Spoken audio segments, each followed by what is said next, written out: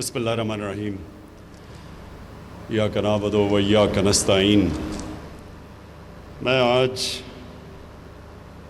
سیالکوٹ میں business community سے ملنے آیا ہوں، اور وہ اوکیزن ایئر سیال کا جو آج ہم نے اس ایئر لائن کی انوگریشن کی ہے وہ ایک بہانہ ہے، لیکن اصل میں یہ چاہتا تھا کہ پاکستان کی جو سب سے وائبرنٹ بزنس کمیونٹی میں ان سے بات چیت کر لوں۔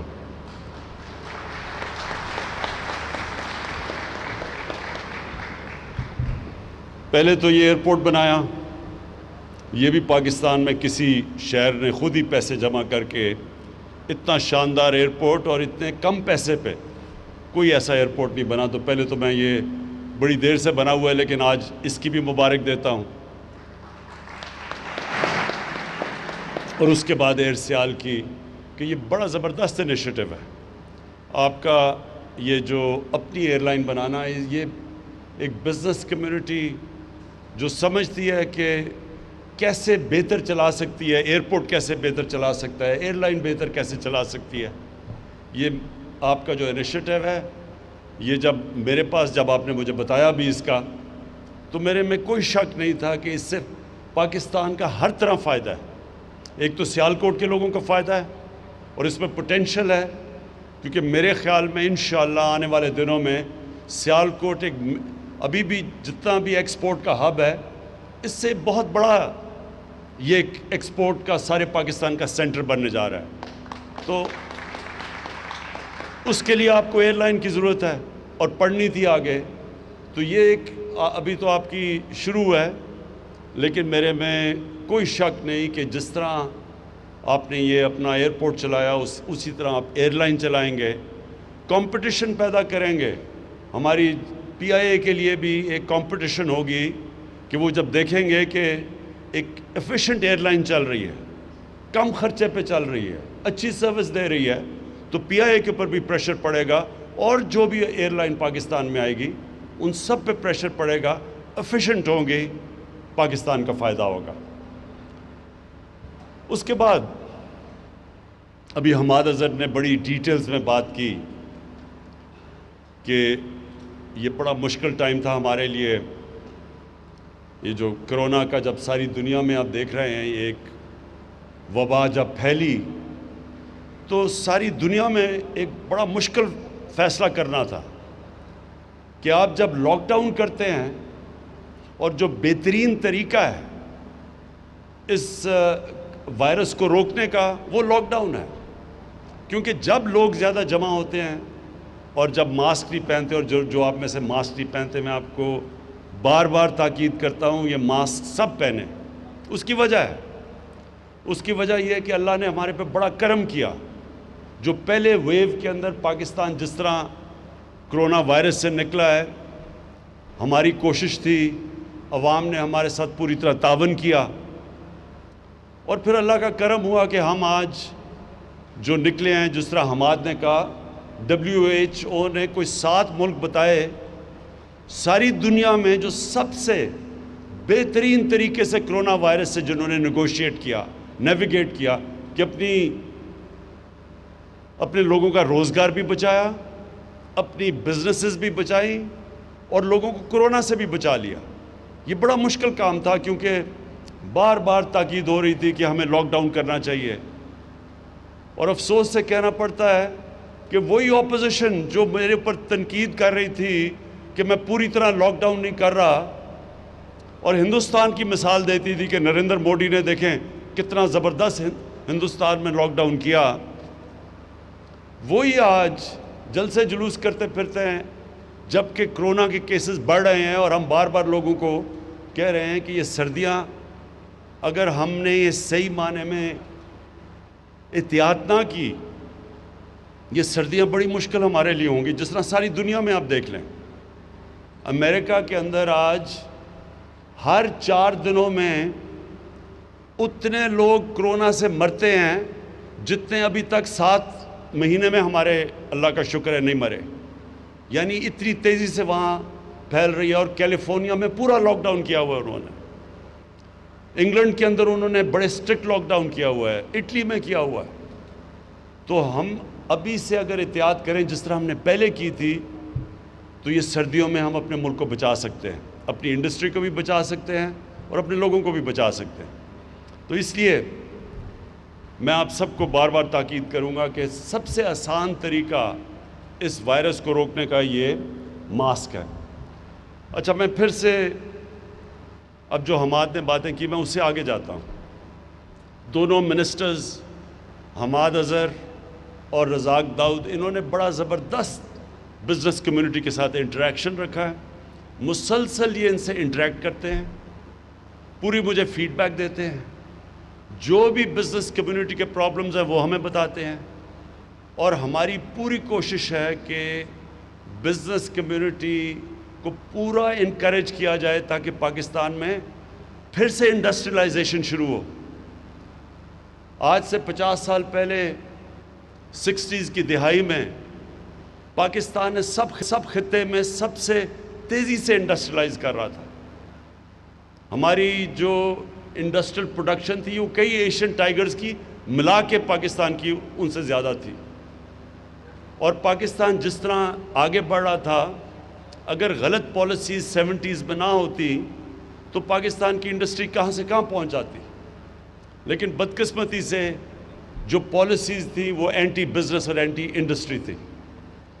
یہ اس کے بعد اب یہ پہلی آپ کے سامنے گورنمنٹ آئی ہے جس کی اب پالیسی ہے پاکستان کو انڈسٹریلائز کرنا، جس کی اب پالیسی ہے کہ ہم نے اپنی بزنس کمیونٹی کو انسینٹیوز دینے ہیں، ان کی رکاوٹیں ختم کرنی ہیں.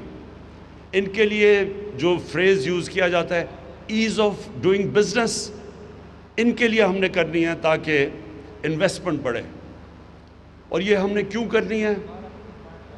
کیونکہ میری گورنمنٹ کا جو سب سے بڑا مقصد ہے وہ یہ ہے کہ اس ملک میں غربت کم کی جائے، لوگوں کو غربت سے نکالا جائے. جو نچلا طبقہ اس وقت ہے اس کو اوپر اٹھایا جائے، اور جو علاقے پیچھے رہ گئے ہیں، جو بھی پاکستان میں علاقے پیچھے رہ گئے ان کے اوپر خاص توجہ دی جائے. مثلا جی بی ہے، گلگت بلتستان پیچھے رہ گیا. ہمارا جو فاٹا ہے، جو مرج ڈسٹرکٹس ہیں، جو پرانا قبائلی علاقہ ہے وہ پیچھے رہ گیا. بلوچستان پیچھے رہ گیا. پنجاب کی جو ڈسٹرکٹس ہیں، جو چیف منسٹر کی ڈسٹرکٹ ہے ڈی جی خان، اور اس پہ ان کا جو علاقہ قبائلی علاقہ ڈی جی خان کا، وہ سب سے پیچھے رہ گیا. تو سب سے پہلے تو جو ڈیولپمنٹ ہو وہ ہمیشہ انکلوسیو ہوتی ہے. کبھی بھی ایک چھوٹے سے علاقے کو آپ ڈیولپ کر لیں اور باقی ملک پیچھے رہ جائے، وہ ملک ترقی نہیں کر سکتا. اور وہ بھی ملک ترقی نہیں کر سکتا جدھر ایک چھوٹا سا طبقہ امیر ہو جائے اور باقی لوگ غریب ہو جائیں. سو جو ڈیولپمنٹ ہوتی ہے وہ انکلوسیو ہوتی ہے. اس کے لیے جو ہمارے سامنے ماڈرن ایرا کے اندر جو ماڈل ہے وہ ہے چائنا کا. چائنا نے جو 30 سال میں کیا ہے، انہوں نے اپنے نچلے طبقے کو اوپر اٹھا کے ایک اکنامک جائنٹ بن گیا. 70 کروڑ لوگوں کو 30 سال میں 35 سال میں انہوں نے غربت سے نکالا ہے. تو کانسنٹریٹ کیا. اب جو علاقے پیچھے رہ گئے ان کو وہ مدد کر رہے ہیں. جو سی پیک کا اصل ایک اور بہت بڑی وجہ یہ ہے کہ وہ اپنا جو ویسٹرن چائنا ہے جو پیچھے رہ گیا ہے اس کو کنیکٹ کرنا چاہتے ہیں، اس کی کنیکٹیوٹی سمندر سے دینا چاہتے ہیں، ٹریڈ کنیکٹ ہو تاکہ گوادر کے ذریعے وہ ان کے لیے اپنا سامان آسان ہو بیچنے کا دنیا کو.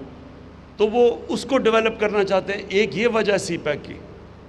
تو ہم نے بھی اب پوری کوشش کرنی ہے کہ اپنے وہ جو علاقے پیچھے رہ گئے ہیں، جدھر احساس محرومی بڑھتی جا رہی ہے، ان کو اوپر اٹھائیں، اور اپنے جو غریب لوگ ہیں، جو کمزور لوگ ہیں، ان کے لیے پوری اب جو پالیسیز بنائیں، جس میں احساس پروگرام پاکستان کی تاریخ کا سب سے بڑا پروگرام ہے.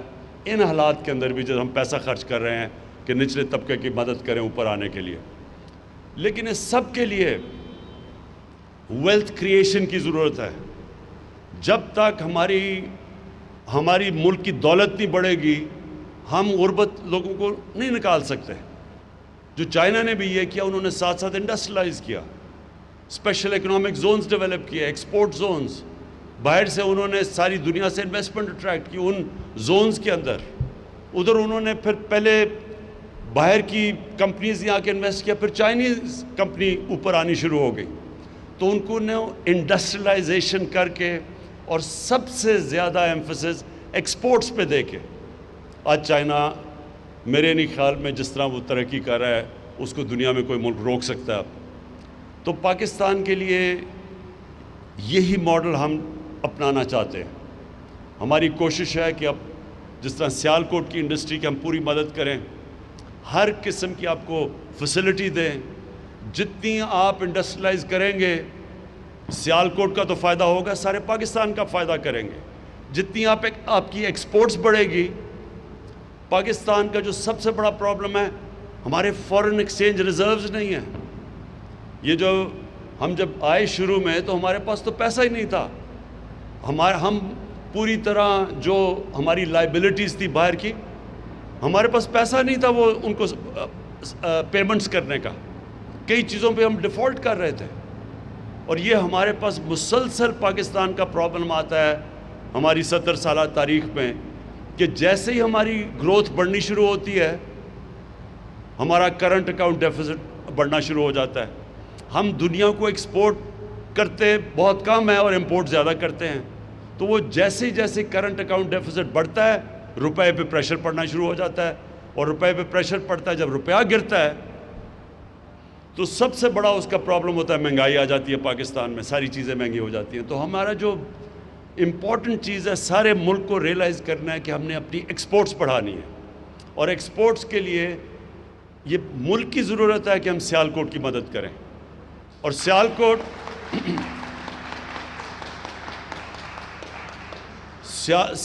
میں اور یہ جو ساری ٹرائنگل ہے, گجرانوالہ, گجرات, وزیر آباد, سیالکوٹ, یہ سارا جو علاقہ ہے یہ ایک تو ایکسپورٹس کے لیے ہمارے لیے سب سے بہترین علاقہ ہے جس کی اگر ہم مدد کریں, یہ اور کراچی اور فیصل آباد, یہ سب سے بہتر ہمارے لیے کہ اگر ہم ان کی مدد کریں گے تو ملک کا فائدہ ہوگا, ایکسپورٹس بڑھیں گی. اور دوسری چیز کہ اسمال اور میڈیم انڈسٹری سب سے زیادہ روزگار دیتی ہے ملک میں. ہمارا یہ بھی بہت بڑا مسئلہ ہے. ہمارے پاس ایک نوجوان آبادی ہے اور ہمیں مسلسل ان کے لیے نوکریاں کریٹ کرنی ہیں, اور وہ نوکریاں انڈسٹری سے ہوتی ہیں, اور خاص طور پہ اسمال اور میڈیم انڈسٹری. اس کے لیے میں آپ کو صرف یہ آج بتا دوں کہ حماد اظہر اس کو ہیڈ کر رہے ہیں, اور اب میں پرائم منسٹر آفس کے نیچے ہماری اب پوری کوشش ہے کہ جو مشکلات, رکاوٹیں اسمال اور میڈیم انڈسٹری کو ہیں وہ اب پرائم منسٹر کا آفس اور اس کے نیچے یہ حماد پوری ٹاسک فورس, پوری کوشش یہ ہے کہ اب ہم رکاوٹیں ان کی دور کریں, آسانیاں پیدا کریں اپنے اسمال اور میڈیم انڈسٹری کے لیے. اور میں جو آج اناؤنس بھی کروں گا بعد میں جو ہماری اگلی فنکشن ہے کہ یہاں ہم ایک state of the art university بنا رہے ہیں. ایک ہم نے بنائی تھی جو ہماری گورنمنٹ کی, یہ پختونخوا میں جب ہماری گورنمنٹ تھی, بہت بڑی اچیومنٹ ہے. ہری پور میں ہم نے ایک